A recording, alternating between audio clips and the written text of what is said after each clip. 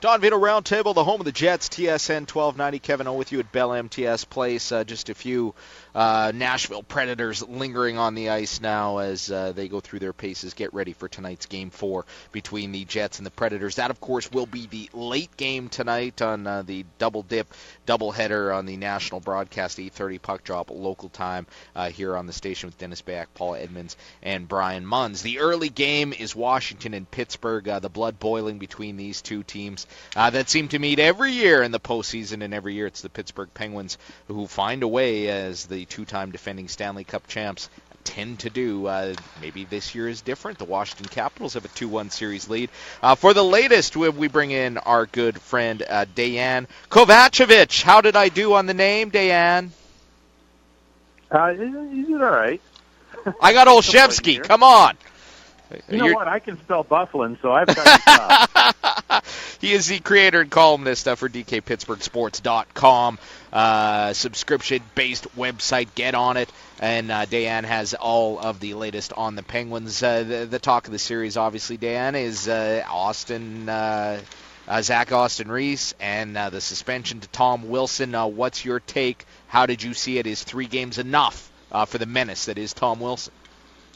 Well, I mean, the NHL finally got it right in terms of suspension. I mean, they should have suspended Wilson for his hit on Alex Winberg in the first round against Columbus, which was a headshot. Then they should have suspended him for his headshot on Brian Dumoulin in Game 2 of this series. And then just a little bit ago at the Capitals' morning skate, Devontae Smith-Pelly, a winger for Washington, said that the NHL had originally told the Capitals that there wasn't going to be any suspension or any kind of supplemental discipline for the hit. I guess that word came down from George Peros to the team, only to have something change yesterday, which tells me that if that's accurate, and I don't see why Smith-Pelly would make it up, that means that the NHL basically somehow somebody overruled George Peros and said, not this time. So basically what you have here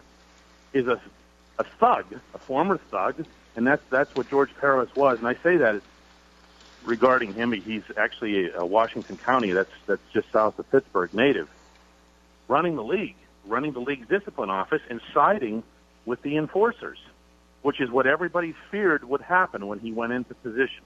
And here it is now. He apparently had to be overruled, or at least have some dramatic change of mind within 24 hours for Tom Wilson to get suspended for this awful act. You guys saw it. He's got a broken jaw. He's got a concussion. The hit is pretty clear on this one. The Dumoulin one, I had less of an exception with that, Dejan, to be honest with you.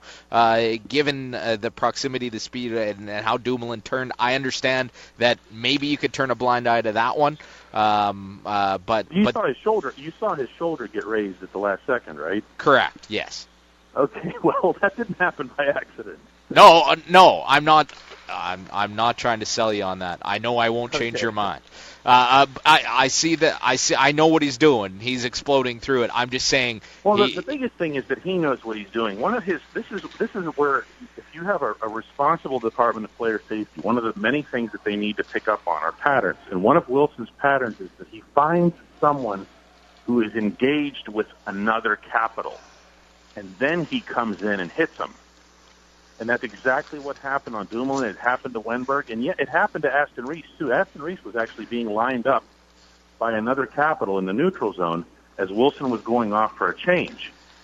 Wilson sees that and goes, ooh, he's not going to see me coming. Boom. Yeah, it's like you said, it's a pattern, Dan. So, 3 games, they say it's double in the playoffs. Playoff games kind of count for 2, so a 6-game suspension. It's pretty lengthy from what this current wheel of justice is dishing out. So, this one, they got it right. I mean, the only thing that's unfortunate is that he could come back, obviously, for a Game 7 in this series, but we'll see about that. How big of a loss is Aston Reese? Well, I mean, he's a rookie. That's not the part that hurts the Penguins. He actually was having his best game. I think he'd struggled for most of it, most of the playoffs actually. He's young. He was coming back from an injury late in the regular season that caused him to miss a month. So he's going to be a really good player in the NHL. But he's a free agent that came out of college, so kind of a late bloomer. So that's not the part that hurts the Penguins. The part that hurts the Penguins is that this guy was basically getting away with anything he wanted, and it was influencing the game. It was influencing games, actually 1, 2, and 3. And until somebody at the NHL stepped up finally to do something about it, that was going to be a big factor here, as it would be in any series. All right, so and now we move forward, and the Washington Capitals have their top line disrupted, and Alex Ovechkin has been rolling in the postseason, as we've seen. What impact will it have? How will this help the Pittsburgh Penguins get back into this series? Well, Ovechkin's been really good. Let's start there. That's kind of like saying the sky is blue, him scoring goals, but he's been really strong on the puck. The Penguins themselves thought that they did a really good job on him in Game 3, and he still ends up scoring a gorgeous winning goal there off the rush with Nicholas Backstrom. The Capitals deserve a lot of credit outside of Wilson for how they've played.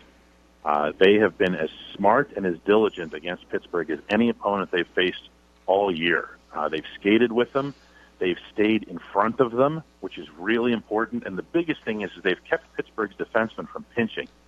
That's a key thing to watch whenever you're seeing this series on television. Mike Sullivan loves to have his defense active. Well, the Capitals have turned that into 12 2-on-1s in this series alone, 7 of them in Game 3.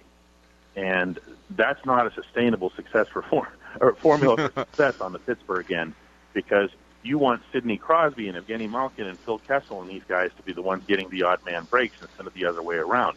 The Penguins have had 1 2-on-1 break and 0 breakaways in this series. That's because Barry Trotz smartly has the Capitals staying back and fronting the puck. Old school Trotz, back to his Nashville days. Interesting technique. I can only hold Gensel and Crosby off the board for so long. Dejan, thanks for making a few minutes for us today. Really appreciate it. We got to run. Preds and Jets are just about done their pregame skates here in Winnipeg. I'll see you in early June, my friend. Love it. Early June.